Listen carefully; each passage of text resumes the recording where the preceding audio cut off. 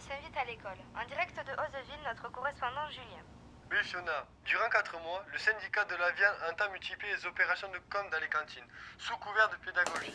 Les colons militants pour l'IMO voient dans cette campagne une indigeste propagande. Cette semaine encore, une sélection de viande provenant de... Pour Noël, préférez une viande plus chère, mais de qualité. Si vous tentez par le goût du canard du sud-ouest, idéal, le goût de la bonne viande, c'est... Offre spéciale, 2 steaks achetés, le 3e offert.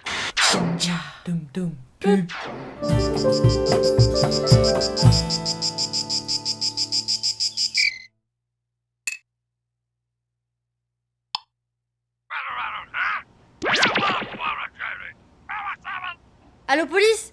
Au secours! Ah, enfin vous êtes là. C'est horrible, on a kidnappé le criquet. Je suis certain que c'est un coup des viandards. C'est la guerre ici depuis quelque temps avec les insectes. Hey, un conseil. Allez voir par là. Il me semble suspect, cela. Mais c'est pas nous. Les insectes ne nous font pas peur. Je vous présente ma femme AOC et mon fils AOP. Moi, je m'appelle Label Rouge.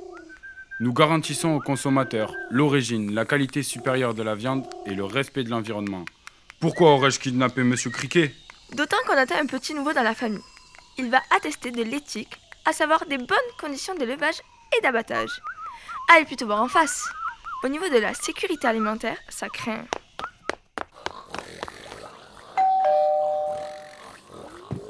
Vous nous mettez tous dans le même panier, mais on a du savoir-vivre, nous. On sort prendre l'air, alors qu'eux, ils restent enfermés toute la journée. En plus, ils sont au moins 15 dans 20 mètres carrés. Et c'est bourré de bactéries chez eux. Mais que feriez-vous sans nous? On fournit et on nourrit la plus grande partie des restaurants collectifs, fast-food et grandes surfaces de l'Occident. Vous vous rendez compte? Nous sommes beaucoup plus rentables que vous. Vous faites vos fiers, mais vous coûtez un bras. Oui, mais si on nous mange seulement 2 ou 3 fois par semaine, c'est pas plus cher. C'est pas pour me vanter, mais notre viande est de bien meilleure qualité.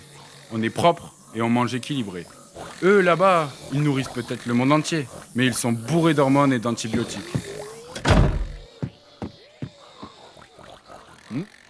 Je vois pas le rapport entre la disparition du criquet et ces deux familles. Les relations entre eux pourraient se détériorer. Gardons un œil là-dessus. Ce sont quand même des acteurs précieux pour le bon fonctionnement de notre organisme. On en consomme depuis la préhistoire. C'est vrai, et leurs apports nutritionnels sont essentiels à l'adolescence par exemple.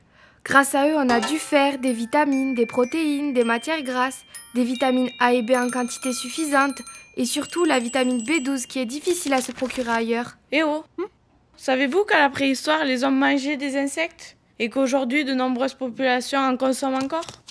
Bah oui, je vous disais bien qu'il y avait un conflit d'intérêts entre les insectes et ces foutus viandards.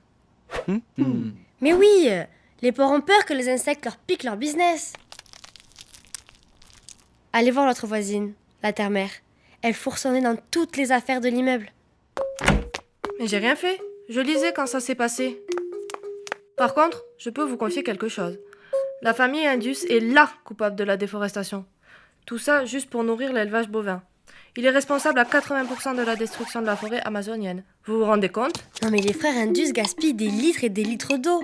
Ils en consomment beaucoup trop. Ça pénalise tout l'immeuble. Les Indus nous ont confié que vous irez souvent dans les couloirs de l'immeuble. Vous osez croire c'est drogué? Les insectes polluent moins et sont beaucoup plus productifs. Ils ne rejettent que 10% de ce qu'ils mangent contre 90% pour les viandards. Non mais vous voyez le gâchis et les conséquences sur la planète? Je pense que les viandards ont peur que les insectes leur piquent leur business. Oui, je comprends. Votre analyse est très intéressante. Cette concurrence s'est mise en place depuis l'arrivée du criquet dans l'immeuble en 2005.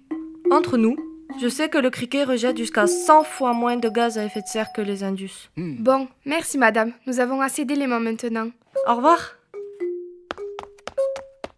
Eh oh, j'ai trouvé ça dans l'appartement de Monsieur Criquet. Les analyses sont formelles, le coupable est...